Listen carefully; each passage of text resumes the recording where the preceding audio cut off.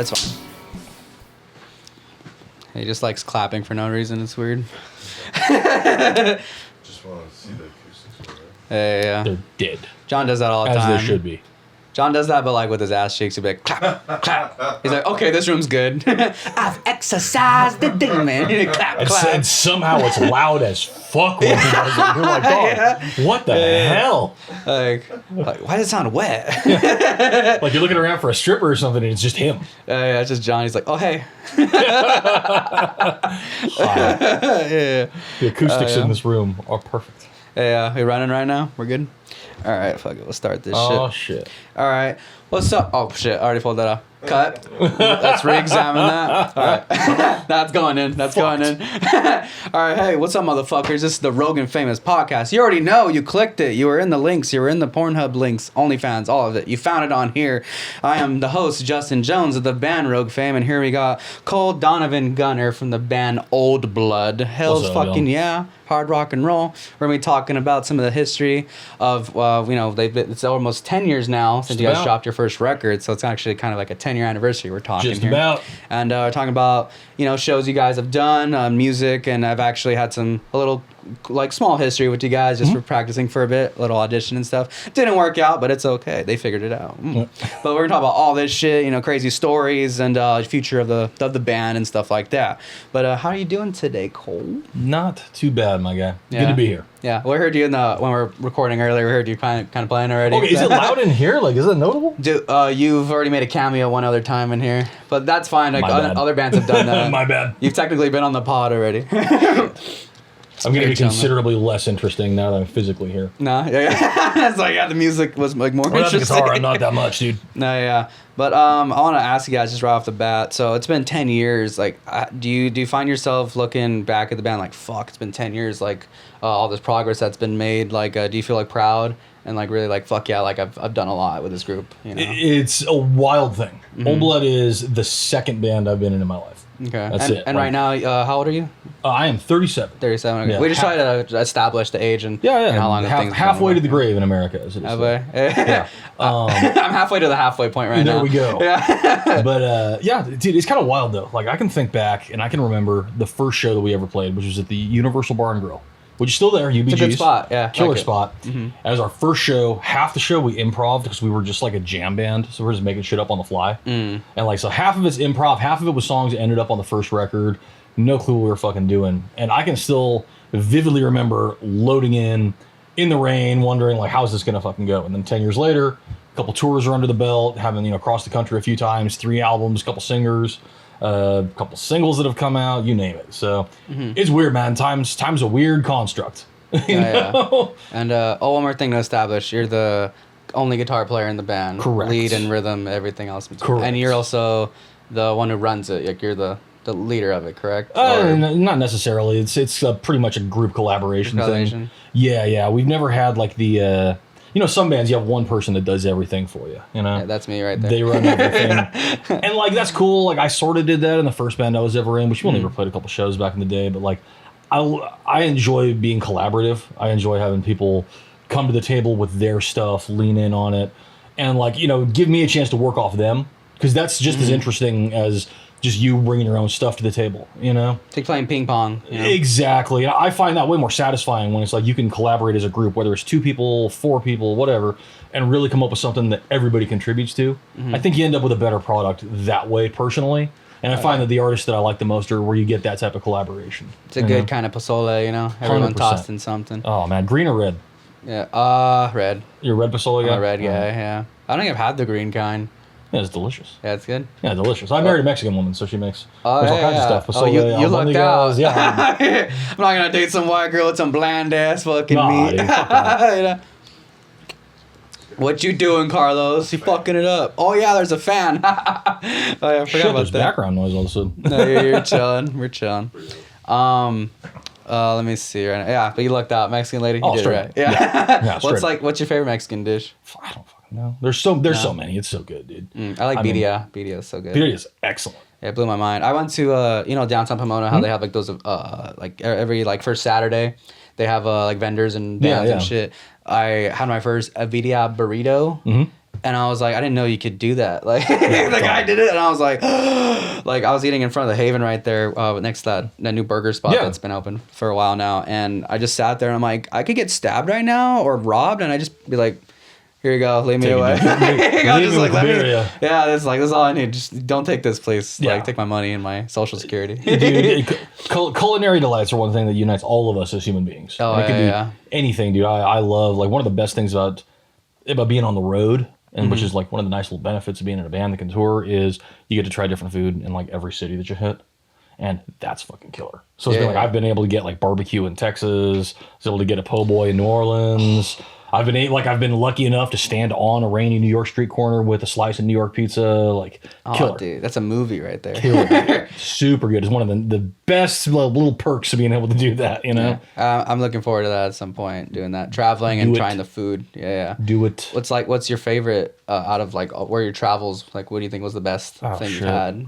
I don't know, man. I mean, we've been to a lot of places. We did, we were on the road in like 2022. And we did 22 days and we played 21 shows. So, and we went from here across the South, up the East Coast through New York, all the way up to Worcester, Massachusetts, and then back across the Midwest. So we played every night. We had one day that we didn't play a gig, and that was it. And everywhere we got to, you know, we couch surfed kind of the whole way. And dude, I've seen some ridiculous stuff across this country, like in weird backwoods areas, and come upon some stuff that's like a little strange. Met some incredibly cool people out there, though. And man, once you're out there on the road, and they know that you're like a touring band, they kind of know that you're out there trying to make it happen as a musician. Like, people are so cool. Like 99 out of 100 people that you meet out there are great. They'll put you up for the night. They'll feed you. They'll take care of you. It's incredible, man. Yeah. So I mean, I don't know, though. Food wise, damn. A lot of good places out there. A lot of good cities. I'll give like a top 3. Shit. I mean, New York was cool, but it's like an aesthetic type of thing where it's like you're in New York, you're here in the place where, you know, like the iconic staple is that New York style pizza. You get it off, you know, on the street corner, little shop there. And it's like, is there technically probably some better pizza you're going to get somewhere? Well, yeah, probably. But maybe, the vibe of it, I guess, is just so incredible. You know, especially being under that elevated train, just kind of hanging out there. Yeah. It's the environment as well as what you're eating, right? Exactly. It influences each other. It's like spinning a record. Right? You're like, I know the record, I love it, but there's something about dropping that needle that just kind of adds that little extra spice on top of it. Yeah, I started getting more into vinyl records now. My parents sent me a new collection for my birthday that passed recently, and hell yeah.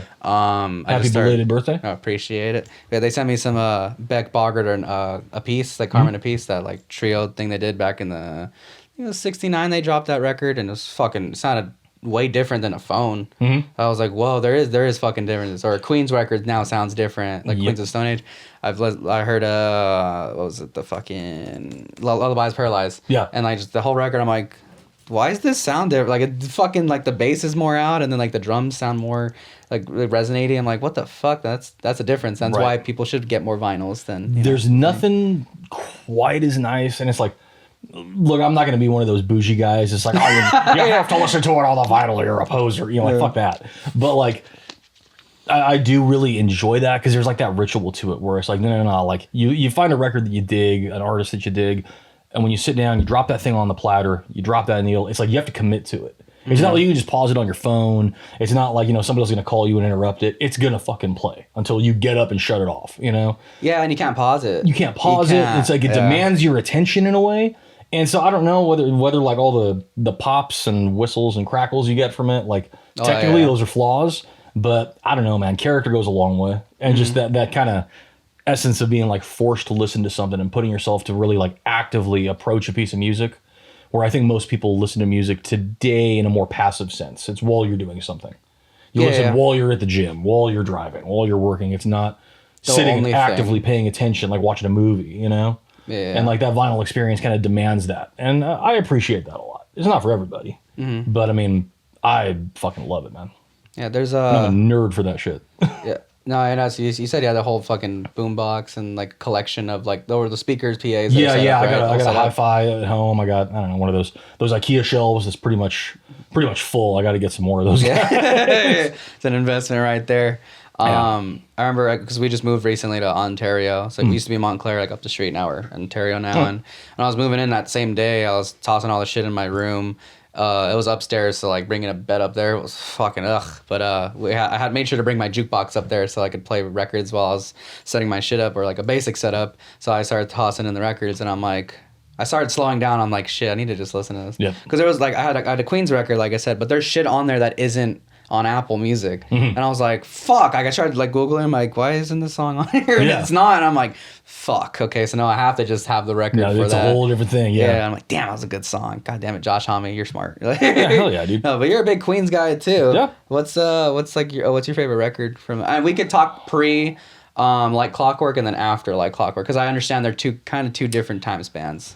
Man, if I had to pick a favorite Queens record, Rated R. Rated R. Rated R. Yeah, that was the one that kind of clicked for me. I mean, Songs for the Deaf is kind of, I think, like their high watermark. Like the recording quality on that. It's such an interesting piece of work. The way they track the drums, all those guitar tones. And like sonically, I think that's an incredible piece. And having the concept, I like the concept of driving from like, it's LA to Joshua Tree. Here you go. Yeah. Dropping city names, mentioning that. But Rated R, I mean, feel good hit of the summer, Nicotine Valium, like it did excellent shit. Have you heard the story of where they went to a rehab facility and they opened with that song? Yeah, it's killer, as you should. Yeah, and they got I think halfway through the song, they already got fucking chased like, out. guys, stop. But it's like, what did you expect? This band probably has more songs about drugs than like any other band. Yeah, it's kind of a druggy band. What the fuck was like? You're like, oh yeah, I'm gonna hire them. Yeah, it's like a church hiring Black Sabbath to fucking do a sermon or something. We've asked Behemoth to perform at the new coronation of the Pope. Yeah, This will be perfect. Like what? Yeah, fuck. Drug bands are cool bands. Yeah, they're drug the bands best. are cool. Well, you Strange guys bands are- are great too. yeah. Though. So I mean, Well, you guys are a drug band in a way, right? Yeah, a little bit. I mean, it's definitely stoner rock. Yeah. Well, you guys called yourself Acid Doom. That's like Acid your genre, Doom, right? That was our second album as well. Yeah. We decided to be a little audacious and title it ourselves there. Yeah, I think that's a fucking badass name. It just sounds like it's gonna melt you, you know? I mean, doom metal itself is like a specific kind of subgenre of metal, which is fucking great. I mean, to me, it's like you can't get much heavier than a band like Candlemass, or you get more recently your Electric Wizard, and I saw Sun a couple weeks ago, which is just crushing music. But at the same time, I'm a big fan of like Funkadelic and Rick James and that type of shit. So you kind of got to have a little bit of like bounce and a little bit of fun with it. It can't all just be like misery. Not everything can be Forest of Equilibrium by Cathedral. So it's kind of cool to have that mix, I think, where it's fuzzy, it's grimy, it's heavy, it's definitely like druggy and kind of depressive at times, but it's also got some bounce and it's got some fun to it, and you can kind of groove, you can still mosh, you can dance to it. I like being versatile like that. Yeah, I did a whole deep dive again. I mean, obviously I've listened to all your songs already, especially because you're auditioning drummers, and I was playing with you for a little bit. I like dug in, especially like some of the more deeper tracks I didn't touch yet as much, and I was just like, fuck, like you could fuck to this, like it's all the sensualness. You can dance, yes, and like the riffs are so heavy. It's like I remember you saying, oh, it's the Iommi chord, and it's like the damn, but it's also technically a funk chord that they would do, like it's straight up. So when you put your like whatever finger on like the three higher things on strings on a fret, and then you're just down, or you could do the accents like Iommi would, like that shit. Tony always does that thing. He loves hitting. It's like a G. I think it's a G interval technically, because it's like G and B up there on the 12th fret. You hear it in like War Pigs. You hear it all the time. He hits those, and I'm just like, it's like, yeah, give me that, dude. Give me some of that. And even then, like people think about Sabbath, which is like the progenitor of everything, quintessential. But when you really listen to their stuff, fuck, man, these guys are playing like swing. Tony Iommi's playing big band shit. Yeah, I mean, you go listen to Electric jazz drummer. Go listen to Electric Funeral, and go listen to the middle part of that. And you realize, dude, Tony Iommi's playing a horn part, is what he's playing. Yeah. You restructure it. It's like, you're like, dude, it's a horn part. Definitely is. But he's just like, no, give me the fuzzy SG. I lost my fingertips. Yeah. And there you go. That's fucking heavy metal, Yeah, that is. But people think about them as just being gloomy and slow, and it's like, yeah, it is sometimes, but man, Sabbath fucks, dude. Yeah, they do fuck. Yeah. And then they were definitely opposed to the fucking hippies and shit. Like they're like, no, fuck all that. We don't want the Janis Joplin. We want the heaviness. Like they literally came from fucking post World War II England and growing up like that. So yeah, I think I heard Sharon, from she was on Billy Corgan's podcast, and she was talking about like when she was a little girl, there was still like bombs in the street, like the fucking cave-ins and shit. So it's like there's rations and stuff like that. People probably sucking wieners for fucking chocolate bars and shit. Funny you know? to think, and like us, like as Americans, we've never experienced that. Nah. We've never experienced seeing like warfare on our home soil like that. And to think, like, especially music from Europe and other countries, when you're thinking about places that have art forms that are informed by that, that's really fucking interesting. I think history and the way it impacts art is incredibly fascinating.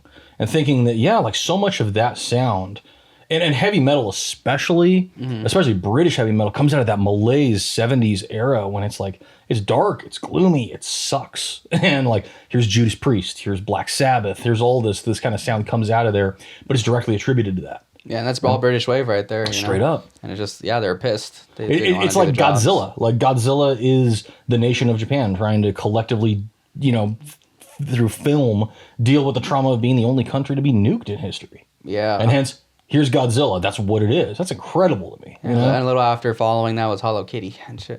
Yeah. Hello Kitty, dude. Yeah. I said Hello Kitty. Massive. Hello Kitty. Hello Kitty. Yeah. Or Hello Godzilla Kitty. Hello Godzilla Kitty. Yeah. It's like a pink Godzilla. But no, but yeah, I agree with you on that. I mean, I don't think anybody's really influenced here to write after Pearl Harbor happened. Like it wasn't the same thing, you know. There was kind of a crappy movie made at one point, but that's about it. Yeah, Ben Affleck. Yeah, not a great film, dude.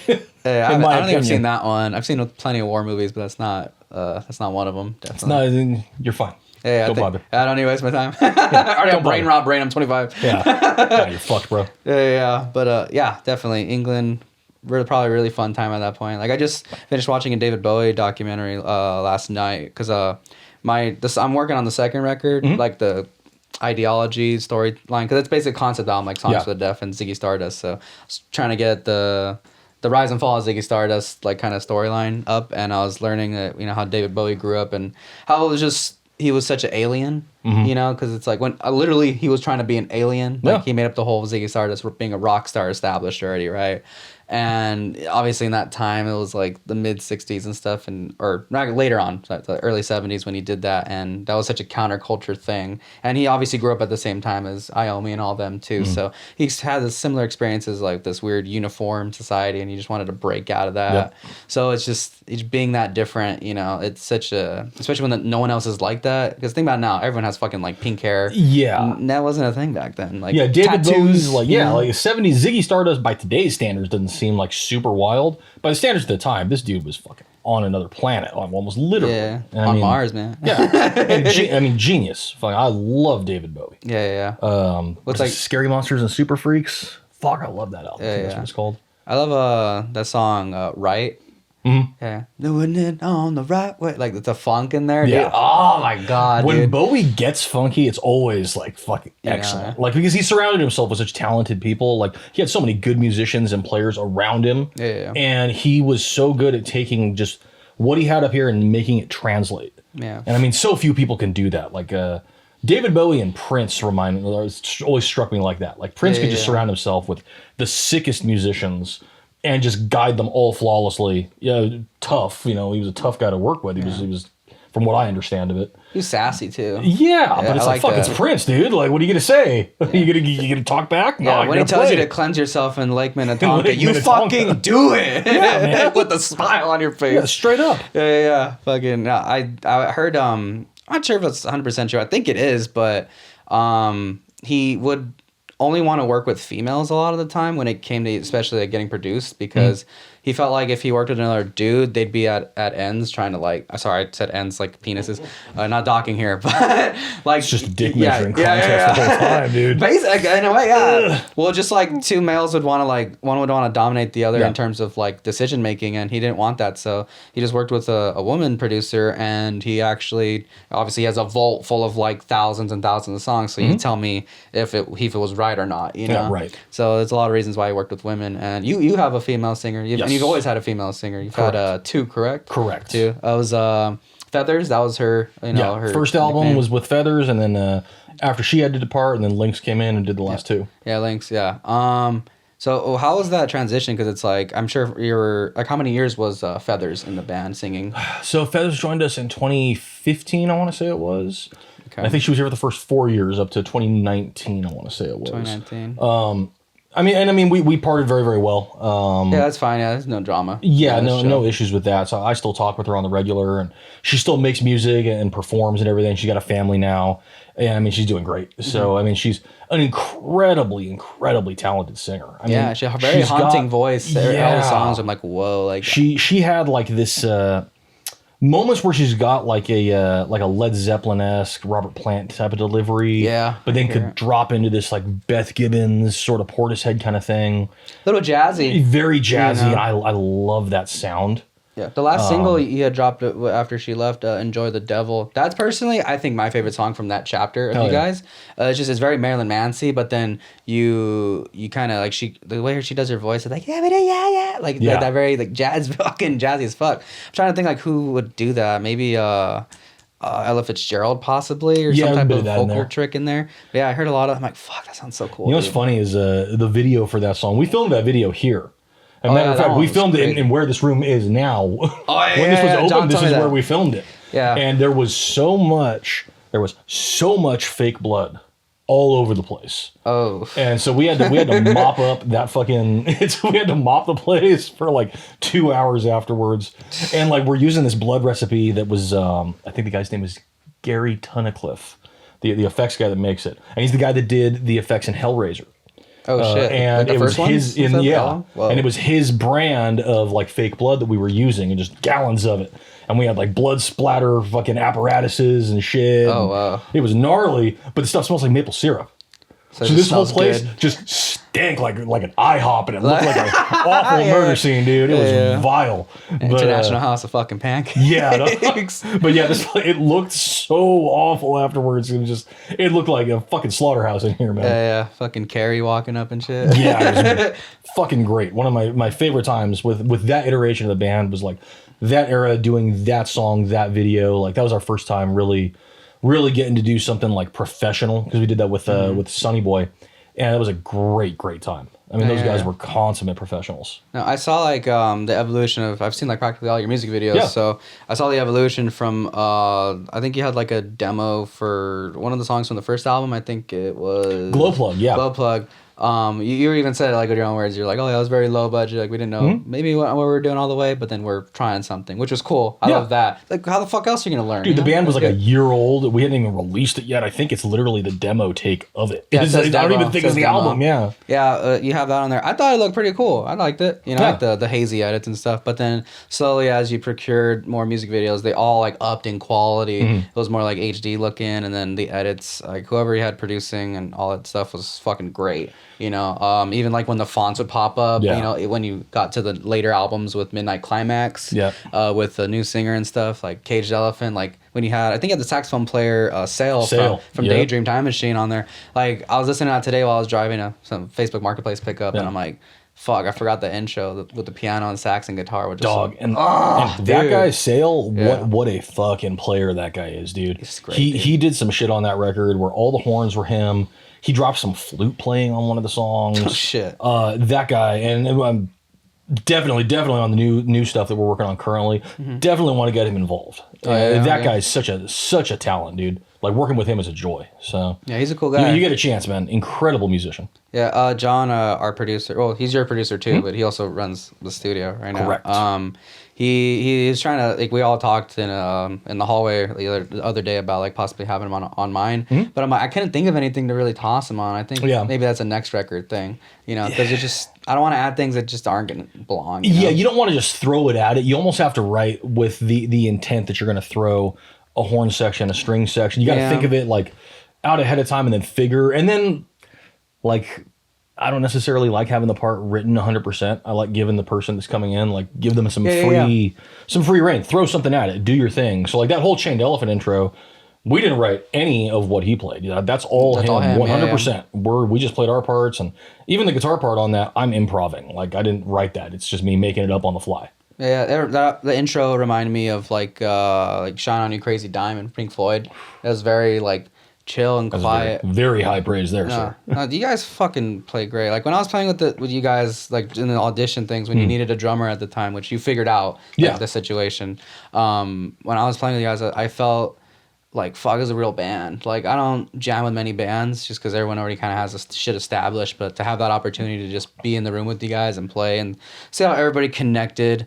Jason, you too, bass players right here. Shout out Jason. Oh yeah. We're all fucking around and playing, and learning from each other. And I got to see how pros play. Yeah. You know what I'm saying? So I now, appreciate that. Thank you. Yeah, of course. Yeah. It's I hold myself up to a high standard, and I like seeing other people do that. And then now I apply that to my work ethic more now. Yeah. That's like looking for a lead guitarist right now. I am now, I have a few people that hit me up for my flyer, and I'm just telling them straight up, like, I don't want to deal with this mediocrity shit. If you're like this, we'll be good together. If you're not, kick rocks, motherfucker. Like, I don't want to deal with any bullshit, you know? Dude, the hardest part, at least in my opinion, the hardest part is not finding good players, because there's a million good players out there. Yeah, of all instruments. There's a million people that are good guitar players that can sweep pick and shred and tap to your life's content as much as you want. Drummers, singers, you name it. But the hardest part is finding people that are just that just want to be there and will show up and be dependable and be reliable. That's tough, dude. And get along with, too. Yeah, I mean, like, the number of bands I've met where it's like, oh yeah, we just hired on this incredible fucking drummer. Look at this guy doing blast beats at 210 BPM. Holy fuck. But he's late to every rehearsal and he sucks. Like, what the hell, you know? Like, fuck that guy. What are we doing, man? Yeah, like my bass player Tones, I think he's a great bass player. He a little has an issue with tardiness, but it's not even just me. It's like his whole life, it just kind of been like that. And I'm not even shitting on him. That's just his quality. But I accept him, and he's my fucktard. What's his name? He goes by Tones, but his name's Anthony.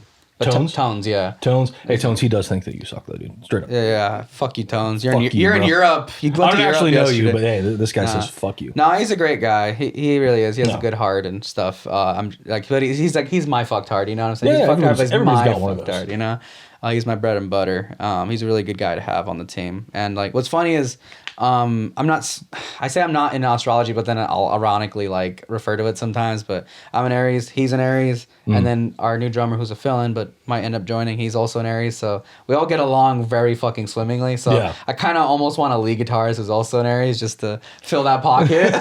You know, I just feel like we'll get along. You We're need to talk to brothers. Lynx about that. Yeah. She'll fill you all in on the astrology. Yeah, she'll cover point me your out. bases, bro. She's like, even if they're not Aries, be like, no, this one's adjacent. Yeah, this is the They'll bad like call, it. dude. She'll if you're looking to line that up, talk to her about it. She'll tell you what to do. For sure. I'll talk to her later when she gets here. But fuck yeah. Can you tell me about, like, you know what? There's like I know you told me stories where it was that funny ass, I think you said Portland or something, where you were at a someone needed to take a shit. I don't know, remember if it was your keyboardist, Dylan. Well, keyboardist shits. He shits a lot. Yeah. Well, he has a little docu-series on TikTok. Shitters I've shatted. Yeah, shitters I've shat in, where he'll document crazy like shit places where they're just covered in shit, or like some just are nicer than others. We just rank bathrooms, dude. Like rate them out of 10. I mean, hey, just like food, all human beings got to eat. All human beings got to shit. Everybody relates to that. Wait, how's the rating? That's good content, dude. How's the rating system work though? Is it 5 out of 5? This place was the shit, or like 5 out of 5? This place was shit. Like, how's the shit work? You know? Damn. I mean, it's out of 10. Let's be real. It's out of 10. That's 10. And you know, it's like depending on the bathroom that you're in. Like the one in Portland that was wild. That was fucking weird. It was it was under the stage, right? Under the stage. So it's like the green room for this place was underneath the stage, and it was at the 5-star theater. Beautiful venue, badass fucking place. Like one of those old playhouse kind of places, you know? And the green room is underneath the stage, and it was just, you know, a nice area, had like a fridge and mirrors and everything, badass. And there's like this little door in the back. And when you open it, it's just stairs, like a narrow staircase, and you just go up to the top of it, and at the top of the staircase is just a toilet. Just on its own in like a little alcove.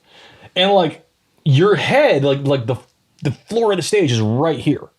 So like your head is like right underneath somebody's amplifier while you're dropping a Duke. But like not only that, but it's like if somebody opens up the door down beneath you, like you can't reach it, dude. It's like being in a stall where the door is like 10 feet that way. You're just sitting there just staring at this person. Like, oh, hey, I'm doing things. Hi. You know, you open the door, you look up the stairs, like, fuck. That's their fault if they stay. Loud as hell too. You're trying to do your business. All you hear is the bass amplifier, the 6 inches from the top of your head rumbling away. Well, if it played the brown note, maybe it would get you out of there faster. Golden. You're golden pony boy. Golden. But man, there's some weird places out there, and I've had both the pleasure of, you know, being to a lot of nice places with a lot of nice facilities, and the displeasure of being in some very unpleasant locales where you don't really want to be in there. Well, since we're talking about good and bad venues, let's talk. What's like your favorite and best show and your worst show? Oh man. I always ask this question every time. I don't know if it gets old for people, but no, it's a very interesting question for everybody because it's always something different. I'll shout out a couple venues. Yeah. Whatever bad one, we could bleep it or whatever the fuck. You know what? I'm trying to remember the name of the shitty one. I'll fill you in on that one. That was weird. That was a weird fucking show. Some of my favorite places, okay, at least here in California, I love the Void over in San Bernardino. The Void. Yeah. And I don't know if you ever been there, heard of the spot. It's just a house. You haven't been out. You told me about this. Incredible. I mean, they just always they do these shows, a lot of punk shows, a lot of metal, a lot of heavy stuff. But it's just a house. Just the furniture, nothing in there. You just play in the living room. But everybody from the neighborhood shows up. Everybody's cool. You hang out in the backyard in between sets. They got couches and chairs and vendors and stuff out there. And it'll be like $5 to get in. They do a lot of charity stuff for people. They do a lot of fundraisers and food drives. Like the people that run it are legitimately great people. And dude, every time you play there, it looks like you're in a music video from the early 2000s. It looks like just a wild, raucous house party. There's people moshing and slamming into walls and shit. And you're in a living room literally with a whole band, and the living room's not much bigger than the room we're in now. I'm kind of picturing the Foo Fighters music video Everlong. It's kind of like that. Sick. Yeah. It's just got the most incredible vibe to it, and it's just run by some great people. So huge shout out to the Void over in San Bernardino, dude. The Void.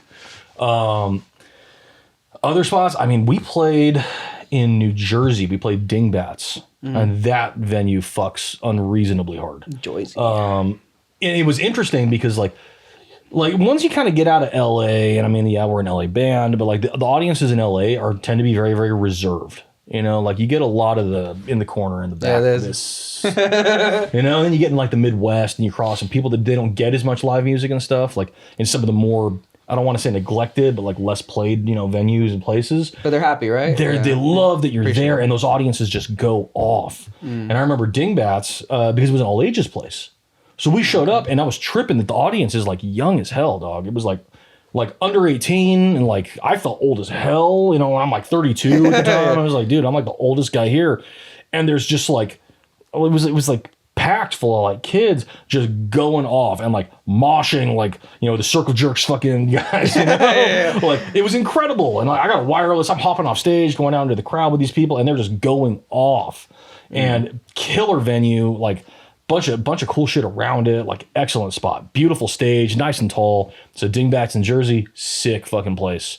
And then we had the absolute joy of leaving that venue and then being able to drive under the river into New York that night after playing. So that was just kind of a surreal thing to play this bitchin' venue, then get to New York, listening to old Frank Sinatra while we're cruising to our place for the night. Sick. I did it excellent place. Way. Yeah. Transplants up in Palmdale. We've played there a few times. Oh, yeah. Hexen Gardens played there a few times recently. Great venue. Cool. When they told me they were playing there, because we share our lockout with them. Yeah. Shout out to Hexen Garden. Sick fucking band. But dude, they were saying we're playing Transplants. I'm fuck yeah, that venue's excellent. Good beers. It's a brewery with this sick venue next to it. Built into it. Beautiful stage, professional staff, great sound, and massive murals painted all over the walls. Oh really? Of just yeah, it's just, and it's the artwork that's on their beer cans. The guy that does all their walls, and it's a huge place. It's a tall building. So from the videos I've seen, it looks kind of tall. It's big. Yeah. And so there's these massive just murals of fantastical monsters and devils and stuff all over the place. It's beautiful venue. Awesome. So yeah, Transplants is killer. Worst one, let me think here. We played a venue, and I'm trying to remember what the fuck the place was called because I tried to put it out of my mind. But we played this was in Worcester, Massachusetts. And we played with a couple other bands. And the venue was a restaurant downstairs, and then you had to go upstairs, and then they had the venue up there. And it was a cool venue. Again, big stage, nice bar up top. The bartender was giving us some lore about the place because apparently some of the guys that used to play with Gigi Allen had played there at one point. Shit. And all this stuff, wow. Shit that had gone off the walls. And literally. Gigi Allen. Yeah. And we played with it was Coma Hole, which was a two-piece band. Coma Hole. Erica and Steve, sick band. Shout out to Coma Hole. Just bass and drums, and badass band. And I remember liking them a lot. And we play this show, and it's like a packed place. And this is a show, they're charging at the door, and, you know, it's to go up the stairs into the venue. And we sold merchandise. Our manager at the time was working merch. There's a bunch of people up top, just like places slamming. People are pitting. It's a great show. We're like, fuck yeah, dude. We played a great show. We sold some merch. We're going to make money at the door. Going to be sick. And the guys at the door say, no, there was no money. The fuck you talking about? There's no money. There's a ton of people up here. What are you getting at, you know? And turned out that apparently this place was kind of notorious for doing that. We're like, our manager's saying, dude, who's the boss? Who do we talk to about this? Like, oh, we'll find him for you. Then they would ghost us and ditch Disappear. us. And we spent like an hour until we found out that basically like half the people that work there were just pocketing all the money at the door and would just disappear halfway through the show and just leave it fucking high and dry. So none of the bands that played that night got paid. Like none of them got paid. They just flat out stole all the money from all the bands. And all the bands that we played with, none of them had played there before. So they we all all knew we're a touring band. The other bands had never played this spot, and they straight up just took all the door money and boned out. So how did you get a contact to play that venue in the first place? We ended up our manager at the time, because we were booked with Metal Assault, was able to book the place through a local promoter. And I mean, it's about as far away from us as we can get, from LA to fucking Worcester, Massachusetts. You know, it's pretty fucking far. So we don't really have contacts out there. So, but no one really knew, like, that venue we didn't know that. it. We kind of found out after the fact. A few people hit us up, and they were like, yeah, you're not the first band that this has happened to there. It's like, fuck, you know? And so it's just like a weird fucking scam hole. Just scumbags. And I mean, look, like, it's the music scene. It's really just, you know, art in general. 9 out of 10 people are good fucking people, but there's going to be scumbags. Eggs. There's going to be assholes. There's going to be jackasses. You're going to run into them. And you just got to kind of roll with the punches, you know? I've had not something that happened to me. I kind of dodged it, and it was totally like just on accident. Like I was going to play this venue, but somebody in my band couldn't make it. Like I played at B Goods in Huntington Beach. Okay. A cool little spot we got invited to. And the DJ really liked us, and he invited us to do this show at Firewater somewhere in Ontario. I don't even know where the fuck that's at, to be honest. But whatchamacallit, Hey, Jason. Yeah. Is there another beverage? Thank you, sir. Get another one. Whatchamacallit. So, yeah, we get invited to Firewater, right? And so we're going to play that, but then band member can't make it. So then I let my other friend band, like, fill in. Queen Bats. Somebody I'm going to have on the group, on this at some point. They went in our stead, and they ended up telling me how the show went the next day. And they're like, apparently that guy who booked, like, 5-8 bands, whatever, all of a sudden within, like, the last... like 30 minutes before the show was starting, he's like, oh, I'm going to be charging each member of the band $10 to be able to play. And Queen Bats is just a 2-piece. They were like, fuck it, I guess that's just $20. But some bands were like 5 pieces. Like that dude's going to make $50 off a band just because of the members in the band. Grimy, dude. Grimy. And I was like, dude, I'm so sorry. I didn't even know he's going to do that. He's like, it's fine, dude. He's like, don't even trip. But I was like, who the fuck does that? Like, I would have just left. Most of the bands left. They just were like, fuck that. Like, what are you doing? Somebody's trying to fucking rip you off like that. That's like not even a pay to play thing. That's just like pay like right off the spot before you play. You know, it's unfortunate, at least in my experience, that like there's a lot of promoters that tend to give promoters a bad name. The worst thing is when you work with somebody that's like, oh yeah, I'm a promoter and this, and I have an in at this venue, and they don't make a flyer, they don't advertise, they don't push anything. I keep hearing that from a lot of people I've had on here. It's like apparently happens all the time. I still haven't met too many bad ones. I met okay ones or really great ones, but never the bad ones. I've been lucky. I've played shows where we're hitting them up going, hey dude, like who else is on the bill so that we can make a flyer? And like we've done that a million times where we just make our own flyer. Well, yeah, Dylan makes them, right? Yeah, Dylan's made a bunch. He makes some pretty cool fucking looking ones, like wrestling promo and stuff. Yeah, dude. Yeah, he's wrestled in here for promoing shit, right? Oh, yeah, he and I had a match, dude. That was nuts. Yeah, I jacked my thumb up. Yeah, it was a great time. We were promoting it because we did... he's the gentleman we're speaking of is the keyboard player in Old Blood. Yes. Mr. JF Stone.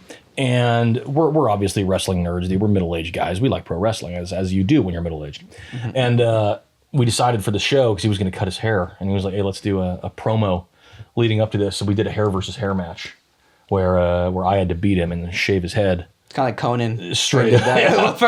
So we ended up doing like this whole match right here, and we cut promos on each other for a while before, and then we did like a quick little match here, and I pinned him and cut his hair. Done, dude. Yeah. And then me and Warrior Dave, who's a dude in the LA metal scene, shout out Warrior Dave. He and I have had a years-long ongoing feud where many thank you, sir. He and I have had a years-long ongoing feud because he twist faded me on the sidewalk in front of the Viper room and pinned me on the sidewalk. And Shit. in response, I DDT'd him on the sidewalk in front of Till 2 Club in San Diego. Shout out to Till 2, good little venue down there in San Diego. Yeah, so you got even. So we're even right now, and I've not seen him in a minute, but when I do, he's definitely fucking taking the elbow. Yeah, Stone Cold Steve Austin Stunner.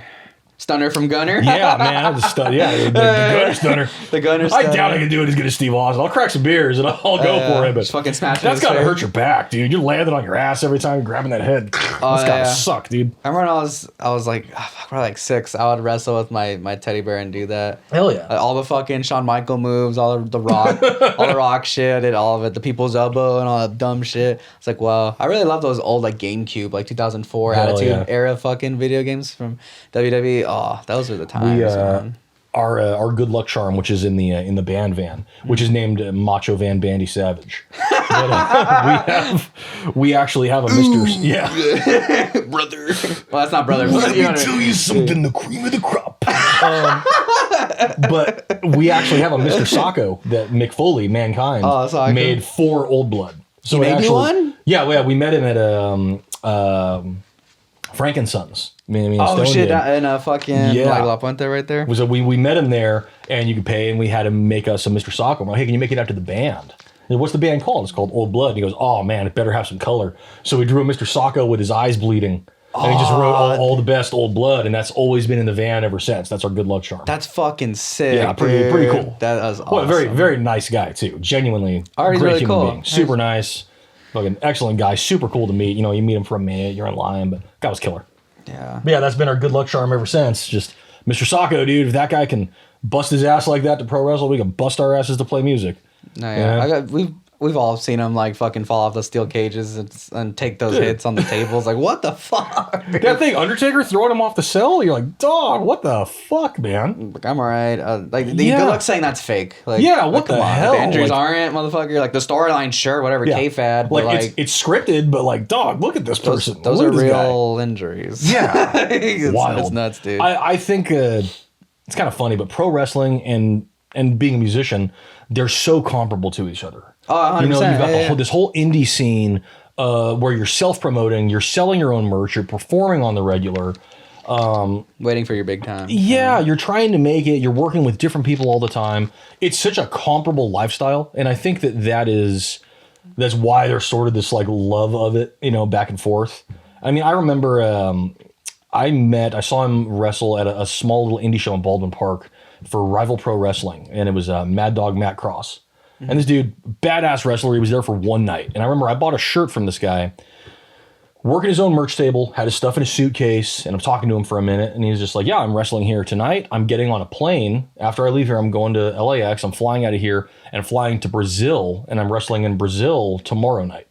Whoa. And he's just an independent guy, just traveling and just wrestling for promotions all around the world, selling merch out of his fucking cases that he takes with him and just doing it. That's how he makes his money, pretty much. Yeah, killing it, dude. And I'm like, man, that feels a lot like just being on the road and trying to be a band, you know? Yeah. It's comparable lifestyle in that way. It's like when I was younger, I used to think like, if you're signed, you're actually legit. But it's like, no, you're legit either way. As long as you're putting in your work, like who gives a fuck whether you signed a piece of paper that probably signed your life away for 10 years, you know? Dude. Who gives a fuck, you know? And being signed is like, I mean, it's cool, like if your label's good. Yeah, but if it's not, you had a shit deal, you're going to have a bad time. It's like when you pizza when you french fry. You're going to have a bad time. You're going to have a bad time. Yeah. Don't pizza when you post a french fry, man. It's completely true, though, because I've met bands that are, you know, technically signed to some little indie label that doesn't do shit. Like, we've been fortunate enough, we've worked with a few different labels, and we've done stuff with our first album, which was DHU, which is, big shout out to DHU, European, kind of doom label. And that was Robert, I think was his name, that runs it. And great guy. And it's just like a one album type of deal where they will produce the records for you, make your vinyl, because that's really like, at least in our scene, like that's a huge thing. doing the vinyl, the colored vinyl, that whole thing. Like we've talked about that before. Like it's a great thing to have, you know. It's kind of an immortalization versus just streaming. And as an artist, you can actually make money off of that because you really don't when your music's streaming. It's fucking point pennies and shit. Yeah, you got to have what, like I think 1 million streams to make minimum wage for one person. And if you're a band with 5 people, like what are we doing? You know? Yeah, it's not gonna be a lot. But if you have the vinyls and shit, it's physical, tangible things people can hold on to, and you're getting the money right then and there. You know? It's a piece of art that can't get taken off a streaming service or something that you just have that is permanent, and it's got artwork with it, and whatever it is you decide to do with it, it's an entire package in and of itself that transcends just the music that's with it, and I think that's an important thing. And that was how that label operated, going back to DHU. And Midnight Climax came out through Glory or Death Records, which is here in California. Oh yeah. And that's a buddy from that runs that label from Sabbath Buddy Sabbath. Yeah. And Midnight Climax is your record that came out in 2020. Midnight Climax was 24 that we dropped that one. Okay. Yeah. That's one you did with our producer John. Correct. Yeah. So that was recorded here at Electric Sound Studios, and we took a long time to record that, but I'm hella proud of that record. That process was good.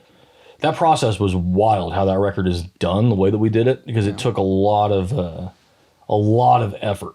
It was just very proggy in a lot of parts. Like we went a whole different direction, kind of in that sense. Like you kept your core sound, but then you applied it to proggy shit, like Cosmonaut. That song alone. It's like 9 I remember, minutes like long. I know we didn't play that in the audition. Yeah. But I remember just because I wanted to impress you, I'm like, let me just learn like part of it. So I did learn the intro before even the words come in. Yeah. And I'm like, damn, that's a feat already, just that alone. Yeah. Without before even the words come in, there's like 2 minutes of just fucking Of long, just raw, opus. Yeah.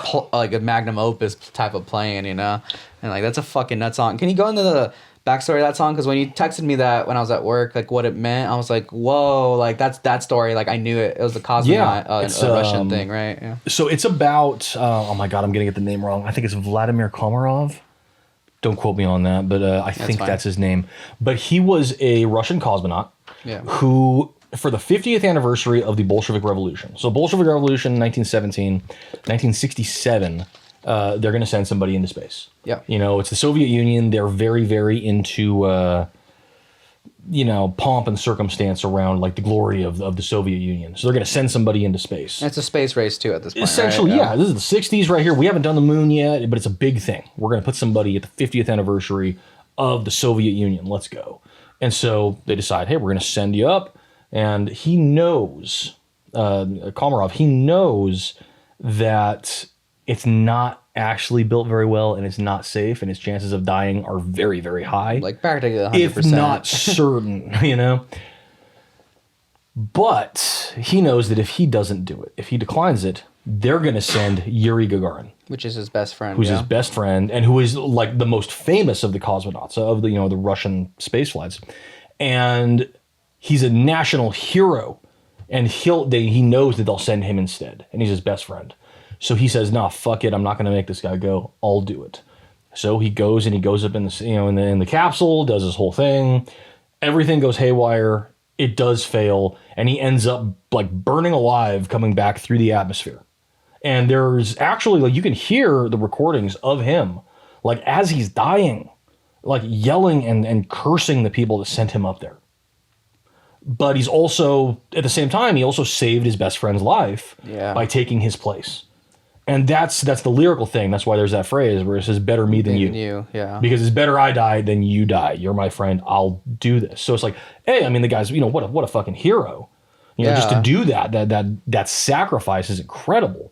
For your friend. So he gave a fuck. And there's this amazing, this photo of what's left of his like charred body. And it's like barely recognizable as a human body. It's just a charred lump with a bunch of like Soviet officers standing around it. And it's just, it's chilling.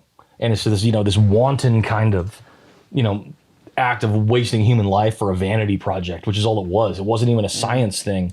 It wasn't like, like in the US, the Challenger exploding, where these were scientists going up and it's this horrible tragedy. It was a vanity project. Yeah. It was just, it's the 50th anniversary. We got to send somebody up there. We got to do it. We're the Soviets and here you go. And boom, he's dead. Yeah. So it was a terrible, tragic story. But I mean, I think it's an incredible piece of history. Yeah. And hence the reason the shirt that we have for that has a cosmonaut helmet. And then it's also got a dog, which is Leica, the dog that they also sent up who died in orbit. Which is fucked up. It's like, Yeah, it's a not only are you dog, sending man. humans up there, but then you're sending dogs and cats and shit. It's like, what the Yeah, fuck is awful. wrong with you? Like, Awful. they have no control over it. Like, send a fucking cockroach, not a goddamn dog. Yeah, He's gonna man. burn the same. So Fuck. that's sort of that tribute there. But I'm a history nerd. That does make its way into the lyricism. Yeah. That's why I dug about you, and I relate a lot with like a lot of your song titles because it's weird. I kind of looked at like my band and your band when it came to like a sonic sound. It's like you're like the older cousin of mine. I see that. Yeah, because it's like I'm not sure. I know John's showed you some of my stuff. I'm not sure if he showed you the newer tracks and how they sound now, which I should show you because they're ready for. I was gonna say, they're I'd like ready to for hear some of solo. it. They're ready Oh, for are they? solos. They're ready. Okay. So yeah, he's gonna be on the record doing some solos. I will perform some stuff on that record. Yeah, he There gonna will be. perform. But what's it called? Like some of my shit, like how I related, like say the song Midnight Climax. There's a lot of this heavy, sexy riffage. Yeah. I have some of that in mind, like Nocturnal Animals. It's in C Hell yeah. standard. You got like you use the different tunings and shit too. So it's just really relative. And then the lyrics are paranormal and supernatural. I mean, I wrote down the song names that are related to mine. Like you have snakes. I have From Snakes to Scorpions. Yep. You have wolves. I have Lycanthrope Blues. Lots and of shit. animal titles. A lot of animals. A lot of animal titles. Like dude. the chained elephant, Yep. like all that. It's like it reminded me of Them Crooked Vultures, you know, because they had animal titles in their shit, Yep. and that's why I think I kind of pulled from that. Those guys still only made that one record, huh? I heard they have a second one on the back burner that they could have Really? tossed in as a double, but they just saved it. I'm like, Oh. you need to drop this shit. Like even Audio Slave didn't know fucking that. has another one they're gonna drop, even though Chris is gone, but they just had extra songs. They always have extra songs. Everyone, you know. I kind of like when you have like a certain amount of stuff that there's almost a mythology that there might be another album out there. There might be more material. Yeah. We don't really know, but there could be. I dig that kind of mystery, you know? He leaves the fans wanting more and shit Right. like that, right? Yeah, but Them Crooked Vultures, oh, fucking love Yeah, it. great Like, band. A lot of influence on my drumming and guitar writing and stuff. I remember hearing, do you know the song, it's called Elephants. Yes. On the thing. I remember my mind being blown, like, and I remember hearing it for like a few years in high school. And then when I graduated, I was working at Little Caesars and I had it playing on the speaker when I was doing dishwashing. And I started realizing, the guitars sound like elephants fucking trumpeting. That's why they called it Elephants. I'm Yep. like, I was like, brain blast. I was like, Shit, this was kind of obvious. dude. it's like 2 years of listening and I'm like, what the fuck? And then Yep. make the song totally a whole different thing. Yep. I'm like, that is amazing. Josh Homme is crazy. That's a good fucking... And anything with John Paul Jones, dude. oh, I mean, yeah. That man is like, in my opinion, he's like my favorite Led Zeppelin member. Me too, Because honestly. it's like, yeah. look, like, you're in Led Zeppelin. Everybody's like 10 out of 10 musician-wise. Yeah. But it's like, who's going to like hold this band down and keep them from just disappearing into the stratosphere of 20-minute drum solos and guitar solos with a violin bow and Robert Plant making sex noises for 5 minutes straight? And it's goddamn, it's John Paul Jones, dude. Yeah, he just held it holding down. the bass. He had to. Yeah, and Down he's to the just keyboards. like, Yeah. without him doing his thing and just being like that absolute rock that band needed, I think they almost would have been like too much fireworks, you know, lots of sizzle and not enough steak. Yeah, but yeah. man, when he just kind of holds that down, and he and Bonham, man, they make that work. Yeah. That's the most important type of musician, is somebody that just holds it down, dude.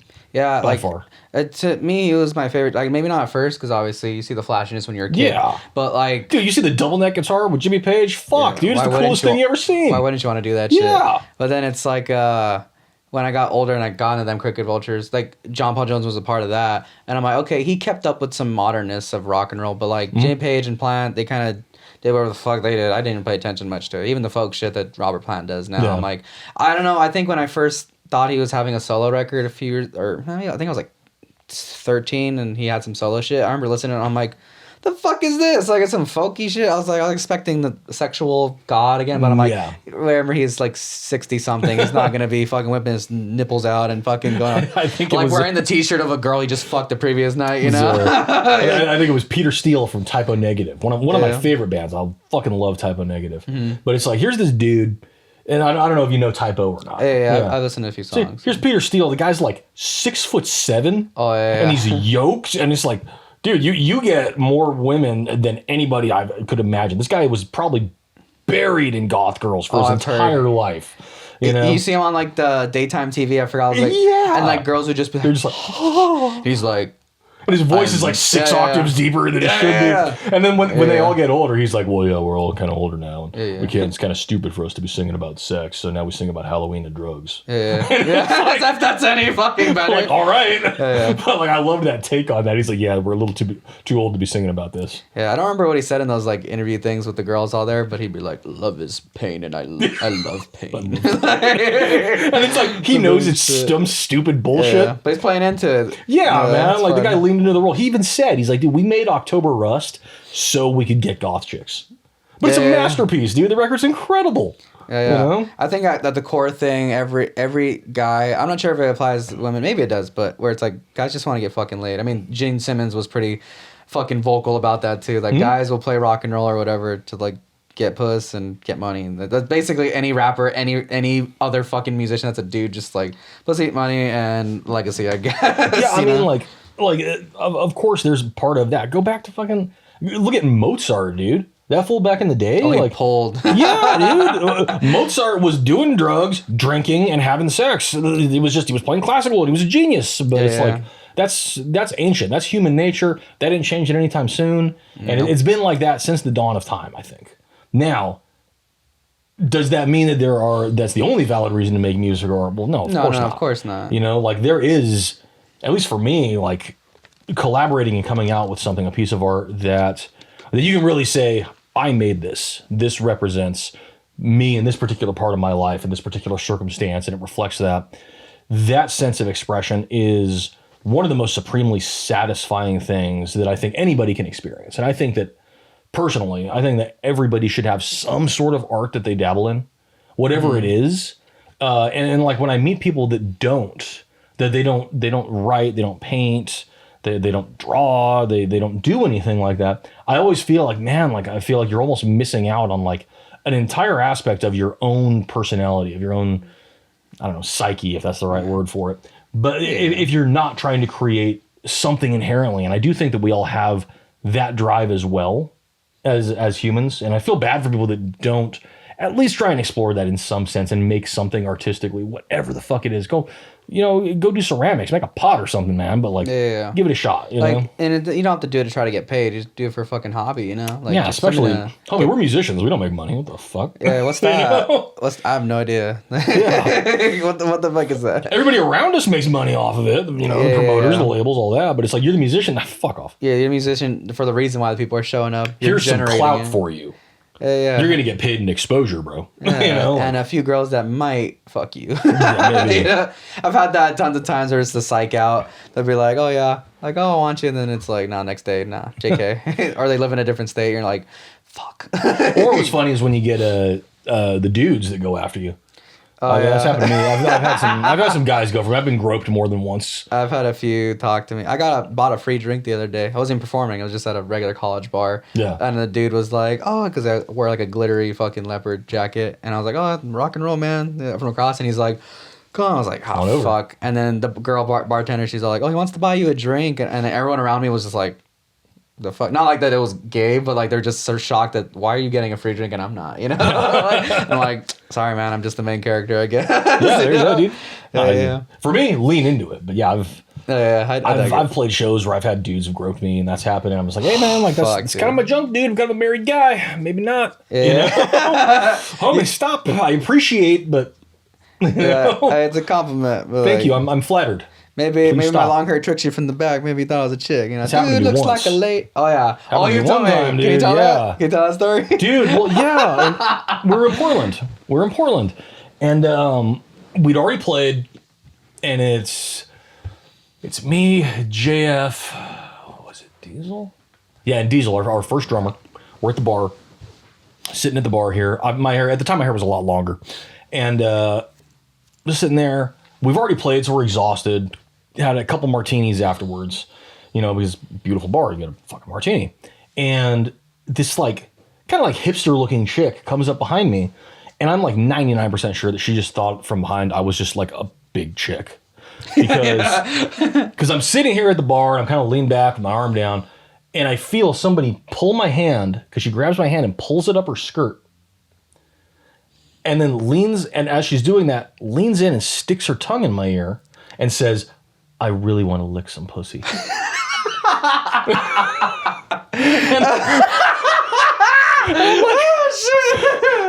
And I'm just like this, and I just turn, and at the time I got a big old beard, and I'm just like, I can't help you with that.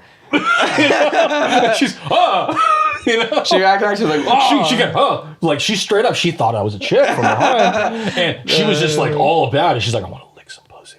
I was like, dude, like I got her tongue in my ear, and she's like, my hands up her skirt, she's pulling it up. I'm like, dude, what the, huh? You know? You should have been like, so do I. Yeah, I'm sorry, I don't have one, man. Yeah. Wild though. Maybe with some surgery. Yeah.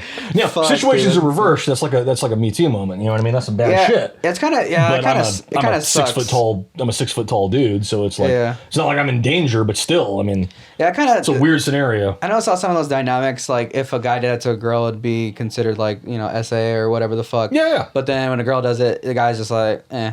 But I guess that goes to show there are trade-offs from the gender where it's like, say, I could go walk through a fucking, like, at night and not feel like I'm going to get, murdered maybe, but, like, a girl probably can't or shouldn't maybe because she'd probably get murdered way more likely because she can't maybe defend herself more. So I think that's the trade-off is little things like that. It's little societal, cultural things where it's okay for things. There is, for sure. I mean, like I said, like I'm like a 6 foot 220. Like I'm a big, relatively intimidating looking dude. Yeah. So it's like I can walk most places and not have to worry about that. But that is true. Like we don't even think about that because we don't have to, and that goes to show what some things just are fair and unfair on things. Right. It's like it's a blind spot that I don't consider. You know. Yeah. But that's a complicated conversation. But it is something to be like aware of. We actually. Way back, this was like 2017 with our first singer with Feathers. We had a while where there was like a stalker. Oh yeah, I remember you telling me. Like about we that. had like a dude that was like, and he would write stuff to her like online. He would send her messages, weird, just creepy, like Stand by Eminem, we should be together type shit. You know what I mean? Like it was a little wild. And that was like so for maybe 6 months or so. Like anytime we were at a gig, like we wouldn't. If it was far, or anything. It's like, hey, she's like, oh, I got to go to the car and get something. Okay, one of us is going with you, because like there's weird, there's some weirdo out there that's just like enamored with our singer, and it's like that's kind of sketchy, man. How does that even wear off then? Does he just get bored and you just realize he got bored and he fucked off, or you never even know? If I remember right, after a while he kind of disappeared. I believe that she just shut him down hard enough, like kind of behind the scenes, be like, fuck away, dude, you know? Yeah, it's like I've heard some girls will like try to deter in very soft ways to not hurt a guy's feelings, but usually guys need a more really direct thing because girls will be subtle with flirting too. And it's like, no, we need like a flare gun in our fucking face. Yes, be very just blunt, fucking please. say it, dude. Yeah. That's all we need, and we'll be like, fuck, but all right, we'll keep chasing the next one. You know, it's not a big deal. Yeah, and it's like you just got to just be blunt with that. I'm pretty sure that's how that ended up going down, but. Yeah, that was a weird scenario. Because I would never like if I have somebody stalking me, I'm not worried about walking to my car though. But it's like, oh no, someone wants to toss their puss at me. Oh no, that's not an issue. Oh, it's a guy. But like it's it's definitely a different dynamic. It's something to be aware of because I do think that we have a blind spot towards that, and it's something to consider. And like I find myself at times like thinking about it myself that it's like. To somebody else, like, maybe it's late night, I'm at a gas station or something like that. To somebody, I might look kind of intimidating or scary. And I'm wearing a goofy ass shirt today, but it's like you're wearing leather and whatever. Yeah, I might be in like a biker jacket or a sleeveless shirt or something, and like I look like some angry, scary fucking dude, maybe. And it's like I got to be aware of that, So I try to go out of my way sometimes to be like. Very, very friendly. Very overly nice to people. Just to make sure you're not going to come off a certain way. Yeah, because I don't want to make other people... on accident. Yeah, I don't want to make other people feel, like, uncomfortable around me. But it is easy to do, especially if you're a metalhead. People kind of take that the wrong way. They kind of see that, and they're just like, oh, look at this fucking dude, Yeah, I think the culture's got better with that, but it's still probably a little, like... prejudice a little bit where it's just like, oh, he's probably some like dumb fuck or something, but no, there's really well articulate people that play the music or just listen to it. You know what, in my experience, I don't know where I've heard this. It's probably one of those phrases that's just kind of become a thing, but carries on. Yeah, it's like where they say that and it's true really of punks too, but like punks and metalheads are good people that are cosplaying as bad people. Yeah, they playing the bad guy. But like hippies are bad people cosplaying as good people. Fucking hippies. Because homie, I've met some hippies that are like they're supposed to be all nice and friendly and love and everything, and man, there's some shady motherfuckers. You know, and it's like, wait a second, man, you're supposed to be cool. So that whole 9 out of 10 thing doesn't apply to hippies. That's a little different. Yeah, man, hippies are not people. Yeah, they're not. Well, I know, and a lot of Quentin Tarantino shit, it's like fucking hippies. Yeah. You know, they're always like negative on that, and I'm like, I kind of agree. Like, I like the Don Draper Mad Men thing. I like the businessman. I relate to that more than the fucking long hair dude who doesn't wash his feet. It's like even speaking historically, like we were talking about the 70s and like Black Sabbath earlier, where it's like the 60s were supposed to be peace and love and the sexual revolution and drugs and music, and it was supposed to be this vibrant, positive type thing. Manson fucked that up, I think. And then by the end of it, yeah, you've got the Manson family, but you've got all of this like kind of falling apart. You got the Rolling Stones using Hell's Angels, and they kill somebody when they're under security, and it kind of all collapses under its own weight because it turns out that like it's easy to blend into that crowd when you're actually just kind of like gross. And kind of a bad person, it seems. And it gave way to this gloom and malaise of, you know, the heavier 70s, where all of a sudden, now it's Alice Cooper, now it's Black Sabbath. And it's... Yeah. But those folks, it strikes me like, you know, I've been to, you know, death metal shows where, yeah, it feels incredibly violent. Like, I saw Cannibal Corpse last year, and it's just like, okay, cool, this song is called I Come Blood. Or stripped, raped, and strangled. Like, Jesus Christ, dude. Like, what the hell? Yeah, but it's like the most wholesome audience of nice people. Yeah. You know, and they're all like great and like just kind of goofy. They're getting the let out there. Yeah. That way they're not dickheads later. So, and I mean, you know, if you're a hippie and you're a decent person, don't get me wrong. But yeah, we're talking about the shithead We're talking about assholes. Yeah. But, and don't get me wrong, there are asshole metalheads too. There's asshole everything, you know? Yeah. But in my experience, people that just tend to be like rock and roll, punk, metal... It's like I was mentioning the Void earlier, the people that run this spot. Like, if you are not aware of that scene and you just see a whole bunch of people gathered at a house and they're gathered out back and they're slamming music and moshing, it seems like weird and degenerate. But when you understand it and you see these people and realize that they're raising money for charities and they're doing food drives for Thanksgiving, I think these are great people, you know? Yeah. And that's kind of been, I think in music in general, that's where you land at. Yeah. I think rock and roll demands authenticity more than every other genre, and that's why I've gravitated, and maybe you as well. Like, you're an authentic, you're yourself, you know. You're like 100%, and you can really weed out those people really fucking quick when you know they're not genuine people. You know, I met a few that were like kind of like whatever, or like even maybe boring or uninteresting, but then there's those like fuckheads in between where they're just assholes, and they don't look at you like you're a peer or whatever, and you're just like, okay, or like you're a sucker for being authentic. Yeah, that's weird, you know. Yeah, and it's okay to not get along with people, but at the same time, like I've met my fair share of posers and shit like that, and it's just like, just don't fuck with them. Like, it's not even a point of like you need to get out. It's just don't be a dick. Straight up, don't be a dick. It's easier to be nicer, you know. Yeah. You know what I mean? Don't be a dick. Yeah. Like that's good life advice in general. Yeah, don't be a dick. Like, yeah, take some dick. Like, don't be a dick. You know, like it's so easy to just do the right thing. It's harder to go out of your way. It doesn't even feel good to do like wrong to people, you know?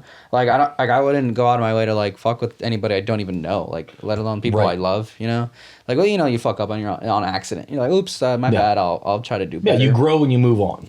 Yeah, but it's weird. Like, these people didn't get humbled at some point. Yeah. They keep their bitterness and they fuck it up for everybody else. And you know, that's a good point too with I mean, rock and roll, being authentic is supremely important, I think. And all of us, there is a certain amount of kayfabe. We're all being like a character when we're on stage or something. Maybe what we wish we want to be all the way. Maybe. It's like a, you know, yourself turned up to 11. Yeah. But it's true in other genres as well, I think. Like, I think if you're going to be a rapper, like, you need to be authentic. You know, like, you're a wordsmith. I want to hear you smith some words. Tell me some stories, some insight, something, you know, give me something to sink my teeth into. Yeah. And the best rappers, you can feel it when you hear somebody telling you a story or delivering something. Like you hear like Kendrick Lamar mentioning the Chitlin circuit. And it's like, dog, like, this is a guy that understands his music history.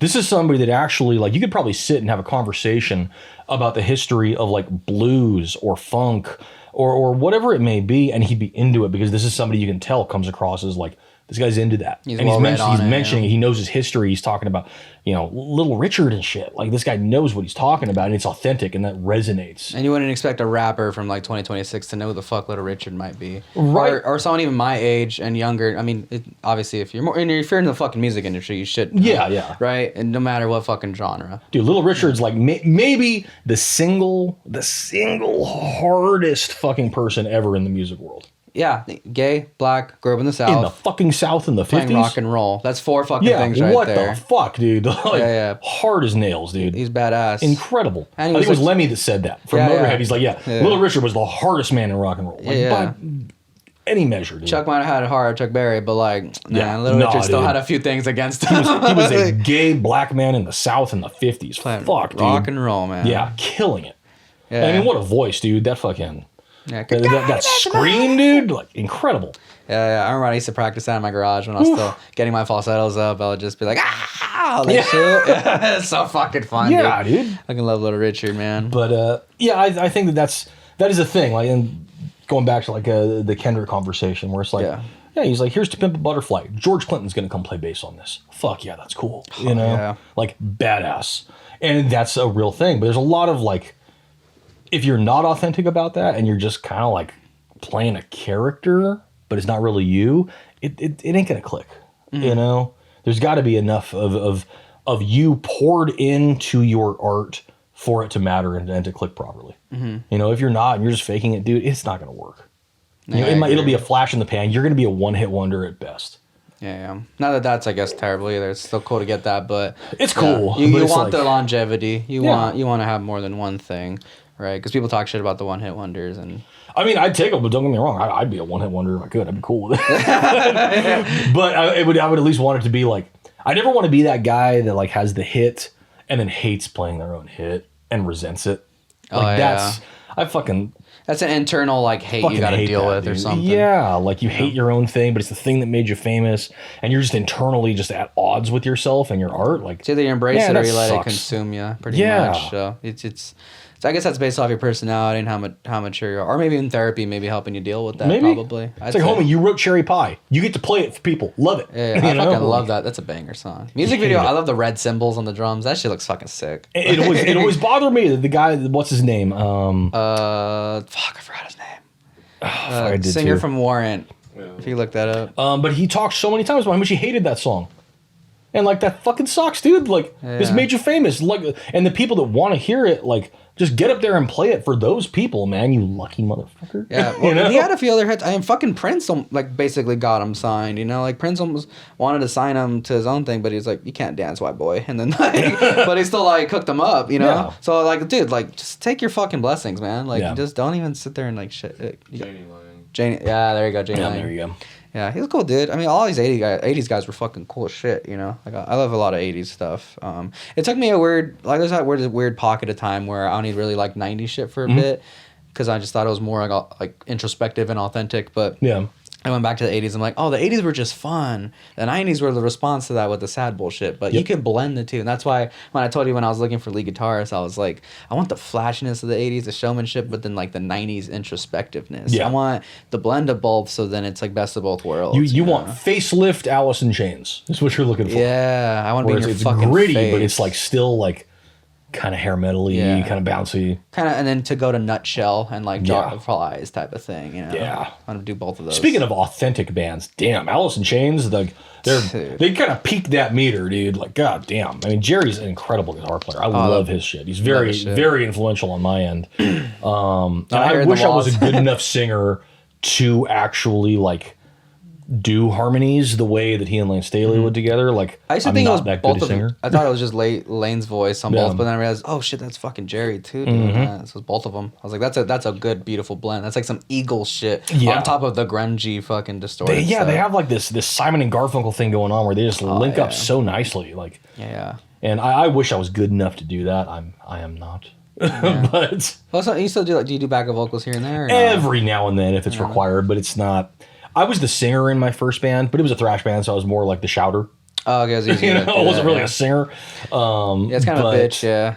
I kind of like being able to just, I'm just going to play my guitar. Yeah, I used to put that off for a while. I used to just be like a drummer. I couldn't figure out guitar for a long time. So high school, I just focused on the Bonham and the fucking Billboard shit and Neil Peart. And at some point, a choir singer kept telling me like, "No, you could." He didn't know I could sing, but he was just like, "No, like anybody could sing." And I was like, I don't give a shit. Like, I don't agree. But then eventually my mom or my tia every now and then, because she used to do show choir back in high school, so she'd be like, "No, babe, you have a voice." Like, I could hear it, you know. And then eventually I'd force myself to sing in the garage. And I remember the day it happened, I was singing like Pearl Jam and Soundgarden back to back. And eventually, because I heard this interview of Chris Cornell saying, "Oh, there's times where I didn't have that high vocal where I like literally it was like a pocket was just opening and I got the note the next day, like it opened up." So I kept doing it and straining it, and eventually I was like and it like I pictured like the egg from Aliens opening up, and that was my throat, and it just like and it was very raw and very raspy and just like I picture like a VHS tape watching it. It like felt staticky. Like it just felt like, oh, this is new. What is this? And eventually I controlled it a little more and more, pieces by piece, and it was just like, whoa, okay, now I have this. Like I didn't know I could do that. Like, yeah. Shit. And not everybody can, which is crazy. Everyone has their own different type of singing, but some people have that falsetto that's like power metal. And I guess I have that could blend like Brian Johnson, AC/DC with Axl Rose, but then also make it bluesy, low rasp. So it's a cool, fun thing to do if you got it. But I think I would just tell you anybody could sing. You know, I guess it's just what you want to sing. I guess is really what the question is. You know. I mean, you know. If I could have a sick guttural, I'd be happy with that. Yeah, like, if I could get that, death metal thing going on, I'd be cool with that, dude. Give me some of those Cryptopsy Lord Worm vocals. Let me land some of that.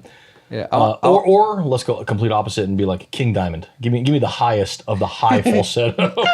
Dog. And hey, Merciful Fate, fucking chef's kiss of fucking metal. Like, dog, Melissa is a masterpiece. But you show that to somebody who's not familiar, and it's like, dude, what in the fuck is this? Yeah, like, you hear that guy's voice, you're going, shit. I'm going to go way heavier than you right now. You ready? Whitney Houston. No, I'm just kidding. Well, hey, you're talking about great vocalists. Like, damn. Hold up. Yeah. Incredible. Yeah, I love fucking like I like female singers more than like dude singers. Like obviously being a guy singer in my own band, it's like I still feel like a better bond with like female singers. That's why I really dug your stuff, because it's like you knew to blend the heavy guitarage with a girl singer, because it's like I found that girl front women were, I don't know, they have this thing where I think like front people in general, whether it be a guy or girl, they kind of embody the other gender just as equally, and then make it strong, like a strong performance. Like say David Lee Roth, he's kind of like flamboyant and shit, but talk shit on stage. So that's the dude in him, but the flamboyancy and this fucking whatever he wore. So I kind of emulate that along with the Freddie Mercury's, and obviously he's gay by whatever, so he did his thing. But then it's like for women, they're kind of embodying the whole whatchamacallit, where they have the toughness of like a dude would, but then it's like it's a chick doing it, so it has that bravado. It's like the Runaways or something. I was literally about to be like Joan Jett. Joan Jett, like, exactly. That's like Joan Jett could probably kick your ass, dude. She could probably kick my ass, dude. And the same thing like with Lynx, like she's a badass. Like I get like, what you sing or talk shit. Like she's like, oh, the neighbors left their light on again. Like I'm gonna climb over there and break it. Yeah, I'm gonna fuck it up. I was just like, oh yeah. You know, one thing I did want to ask you, if you wanted to tell this story too, going back to like say Little Richard, about like him being in the South and race and stuff. It brought up the memory of where you're talking about that. I think it was one or two shows where you because like Lynx is black female singer, so you've had your not a fair share, but like a certain amounts of like racism or maybe semi-racism where you went. Does happen on not as frequently as one might think it would, which is good, but it does still happen. Yeah, I know you told me that story of there was a psych out one, right? But there was something else that we was. We did have. Let me think here. We've had two instances on the road that were at least questionable enough, and they were both was kind of further in the South. But one of them was in where we were in. Was it Oklahoma? It was like northern Texas. Might have been Amarillo. We're playing this venue, and I mean it was actually a pretty cool spot. And the band that opened for us was doing mostly like covers. It was like ZZ Top covers, stuff like that. And cool enough band. They did their shit. They played well, and they were young. They were very, very young, but they were super cool. They were super gracious, like cool band. And we went up there to play, and of course, black female singer, at the time black bass player. And the minute we started playing, we're playing this fuzzy, kind of bluesy, jazzy, stoner doom, acid rock, like 3 dudes at the bar, like good old boys. They stand up and they walk out the bar. Middle fingers in the air. Just straight up, like, And this is the kind of place where, like, there's like Confederate flags on the wall and shit like that. You know what I mean? But then afterwards, we're in the parking lot. This was kind of the redemption of it, because we're in the parking lot and we're loading up, we're putting stuff in the trailer. And this like F-250 lifted truck pulls up behind us and like blocks us in. Ugh. And we're like, all right, maybe this is going to get bad, but there's enough of us. Okay, if we have to fight, like, I've got my knife. Okay, let's see what happens. Yeah, I got my guitar. Dude rolls down the window and he's got like a FedEx jacket with patches and like a Make America Great Again baseball cap. You know what I mean? And we're like, oh, shit's going to get bad. And he goes, y'all want some joints? And we're like, oh, thank you, sir. And it turned out he was not one of the guys that walked out. He stuck around and fucking loved the show and rolled us a bunch of fucking joints in the parking lot and gave them to the band. It was super nice. We're all apprehensive because those dudes got up. They were not there for that. And the other one was the same thing. We were in the South, and we showed up at a venue. Great venue, and they did a crawfish boil. Speaking of food, which was killer, dude. With the corn and the potatoes, fucking chef's kiss, dude. But making me hungry. Yeah, but we showed up, and there were some chatter among the band that was the headlining band, who were an old school like thrash death metal band that were apparently notable in the area. So they were relatively known, but they were relatively racist, and so a few racial epithets did get spoken between them, like within earshot. We didn't have any altercations, but it was the same thing. It's like, look, you're on the road. Like, I don't take a gun with me, but I do have a knife. One of the guys has a taser. You need to have something. You got to be able to handle yourself, because those situations do every now and then arise. You want to be able. It's not to want to fight. It's to disarm the fight. Correct. You don't want that. And like, I'm grateful that I've never had to get in like a fight on the road or something.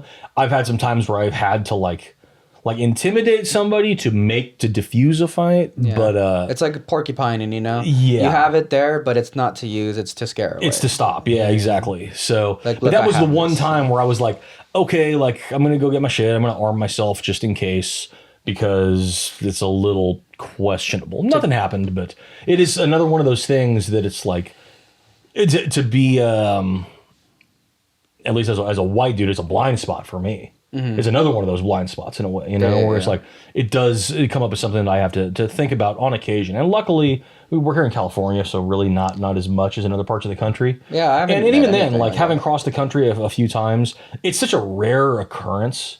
Like I said, 99 out of 100 people are cool fucking people. It's they're gonna touch that 1% sometimes. And that's a big percentage. And we as human beings, like, we gravitate towards the negative things. We remember the negative things and the problems more than we remember the positive things. Those things stand out to us. But really, when you line it up in the context of things, dude, most people are just, they want to get by and not hurt anybody. They don't want to fuck with you. They just don't want to get fucked with. And maybe even that night, like, not excusing what they said. They shouldn't be saying that bullshit. But maybe like they just had a bad day and they felt like commenting on something. Because sometimes, say even in traffic, you're gonna, like, not everybody's not racist in traffic. Some bullshit like that. But not excusing it. But you understand, like, maybe they did, or maybe it was just bullshit. Ignorance and stuff like that. I think everybody has some level of whatever it is, whether it's sexism, racism, bias, like ageism, a prejudice of some sort. We all have that. I don't think anybody that says that they don't is probably a liar. I think it's out of fear too. Yeah, not even hate, it's fear. And it's more like, we all have that. It's more, how do you respond to that and deal with it and control it yourself? There's a professional way to act and a human way to act. Yeah, and it's like, you know what? Like, if you can contain that and deal with it and get over it, cool. But, like, don't tell me that you don't have biases against something. You probably do. And there's some people that just can't control that, and they just let it out, and they're assholes. You know?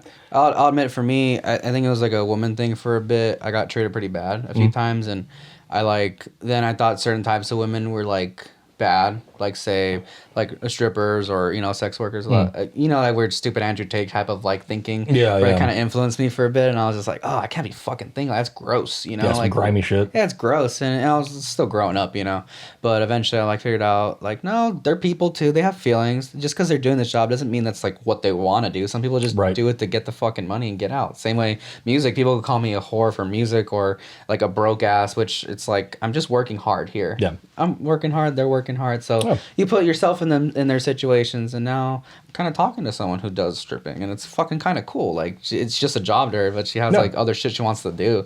So it's like, yeah, it's a fucking human being. It's like this is a person who's not just like they're not what their job is. Yeah, And it's exactly, like, look, yeah. maybe it does suck and it's kind of ugly and unfortunate, but like it's still a person. They still have thoughts and concepts and ideas and emotions. Like this is a 100%. fully formed human being, that you're speaking with, Yeah, regardless of what they do. Yeah, and she's a good fucking hang too. Oh, yeah. She's fucking great, and Yeah. she's hot. So there you go, a bunch of things like that. But I know we didn't talk too much about the music stuff, but because we had so much more Yeah, interesting things, and that's not what we do every time we Time do for it a part 2, bro. No, yeah, totally fuck could. You're like down the hall, so like if you ever want to come back, Yeah. like a new record coming out, Yeah, try hell to yeah. come back. Maybe we're gonna be tracking the drums with John within the next few weeks here. Oh yeah, fuck Which should yeah. be sick. Yeah, doing all of it live, man. I'm gonna be competing with you guys for studio time. I'll be Well, like, John, can I we're do just taking this? we're just taking the 2 days just to do some drums, but we do everything live. Yeah, do live. there's no click, there's no grid. It's all just live Yeah. playing and capture. Yeah, I heard. You know what? Before we go, I do want to talk about my favorite song. One of my favorites, Oh. but this is like my quintessential favorite. Oh, You're High, Huh? Okay. It's because for a few reasons, like it sucks because when I was auditioning, I did want to learn that one and play it, but then you guys were like, we did so many layers, it's kind of fucking impossible. It's a little too much. Which sucks. 'Cause we have to have like 9 keyboards for like the song. But I fucking love that song. Like just the way it starts, it's more like Pink Floyd-y beginning thing with the the fucking 70s piano sound, and then it's just mellow. I was even singing harmonies with Lynx and shit at some point. I was like, fuck, that sounds so cool together. But I was like, oh, this is so cool. And the drums sound great, the guitar, the soloing. And you learned at the end solo, John told me that you learned how to play it backwards and then you recorded it forwards or something. We did all kinds of shit with like reverse delays and layering, and we really like took the time to treat the studio like an instrument on that song. So I was, again, a lot of the guitar on that is improv. It's just made up on the fly. And some of it's reverse delay, some of it's stuff that I learned it backwards and then tracked it back, things like that. We threw everything at the wall with that. The most, at least my favorite part of that track is probably that the drums on that are, again, it's a live drum take, and it is the first take, and there are no punch-ins. Yeah, John told me It's that. literally the first take. We were all in headphones with the drums mic'd up. We played the song once, and that's the take that is on the album. It's flawless. He just nailed it. Yeah. And even there's a tempo change too, or time signature. The tempo change, it's like a feel change, everything, and it's just, that is one take. There are no cuts. There are no adjustments. That's just a live drum kit in the room, first take, done, call it a day, put it in the books. Yeah, John was like, oh, well, let's go get a beer. It's done. We're Yeah, done. it was wild. Like, expecting like 6-hour day or And something. we finished it, and we're just like, we all kind of like stayed silent for a minute. We're like looking at each other. We're like, are we good? It's good, right? Okay, we're done. Yeah. Yeah, it was an incredible take. That whole album, that's one of my favorite things about it is the drums. I'm a guitar player, but I play a little bit of drums. I'm not a good drummer. But in my opinion, that's kind of the most important part, at least for a heavy band. Like, because heavy comes from your drums and your rhythm and your feel, and that's all your drummer. And one of my favorite things about that record is I believe every song but one of them is one single take. There are no punch-ins. There's no additional spots. There's no, okay, now let's do this chorus. Every one of them is, no, we're going to play it until we get the right drum take, and that's the take. And then we played to that after. And that you've got this very live, raw kind of feel where we swing wildly on tempo. Like, we're never...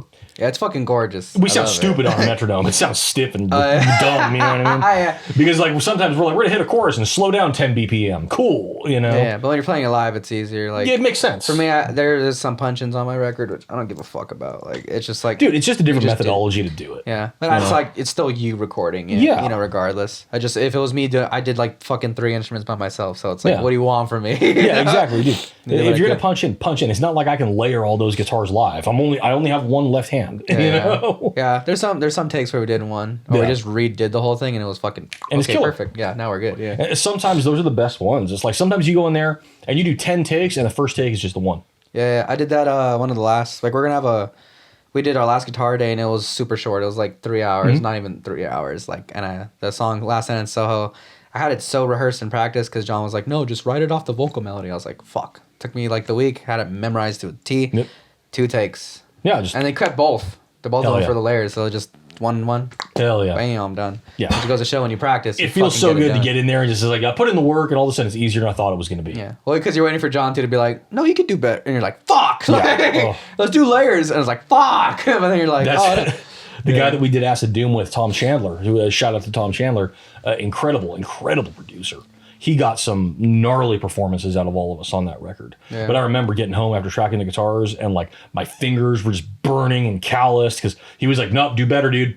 Got to do that bend. Nah, you're a little sharp. Now you're a little flat. Do that bend right. Yeah. And he'd be like, we're going to do this solo with no reverb, no delay. It is the driest sound we can imagine, and it's the bendiest solo on the record. You better bend right, man. I'm like, fuck, okay. And it took me like 20 takes to finally have it, but it's like, the take that's on there is perfect, but it was just, do it again. Stanley Kubrick, do it again. You know? Yeah, because you'll be happy with yourself. You'll be happy when you're done, but damn, that was tough. A million takes to use now. Yeah, God, it was tough. The shit we put ourselves through for the sake of art, man, it's crazy. The process of creating a piece of art is part of the art. Yeah, it is part of the pain. Exactly, it's the misery. It is part of it, man. Like I'm of the opinion that suffering for your art is a good thing. You should. I agree. You should. Going through my turmoils and making some cool shit, you know? Yeah, 100%. Can't wait for the next 100%. one. Yeah.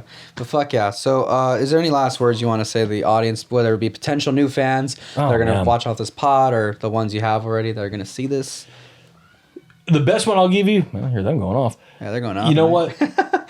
If you're already part of your local music scene and you're into that, keep doing what you're doing. And if you're not, do yourself a favor, get out there and catch like a local band, a local artist, whatever genre it is, whatever style it is, give that local scene support because that is supremely important, man. I mean, it doesn't matter whether it's a bar band, whether it's somebody on a fucking street corner, but give that the support, buy the merch, and support the arts in that way because that's where all the real shit is happening. That's where the real, raw, grinding fucking artists are making shit happen. So do yourself a favor and enjoy it because every city, every town has local artists and musicians that are doing incredible shit, and it's right there. And it's easy to get distracted when we have, you know, the Instagrams and social medias, and you just want to sit at home and fucking watch Netflix or something. But there's so much local art and music that is incredible that it deserves to be supported. And it doesn't have to be us. You might think that we suck. I think that we suck. But no, you're good. Yeah, you're fucking good. But it is well worth your time. Catch a local show, check it out. I doubt that you'll regret it, you know? Yeah. So and nostalgia is all good, but you know, it's good to support new bands and shit like that. Yeah. Some new blood, but also the old blood. So, yeah, support fucking everybody, man. Everyone's trying to do some cool shit for the sake of entertaining people. It's a good and honest fucking virtue to have. Support the arts, motherfuckers. Abso-fucking-lutely. Yeah. So this has been the Rogan Famous Podcast. We'll see you fucking next time, bitches. Cheers, y'all. Cheers. My water's empty. Cheers. Fuck yeah, dude. That was nice. Not too bad. That was a good time. Fuck yeah. Love that. Yeah, this was a good time, dude. Yeah, Cool little setup. Yeah. Now you're part of the Rogan Famous fam. Yeah, fuck yeah. The Rogue fam. Yeah, let me know when that goes up. I'll share it around. Yeah. Probably sometime in May. Hell yeah. I'm like pretty backed up on, but like the pod's already kind of like up on premieres on YouTube. All right. So.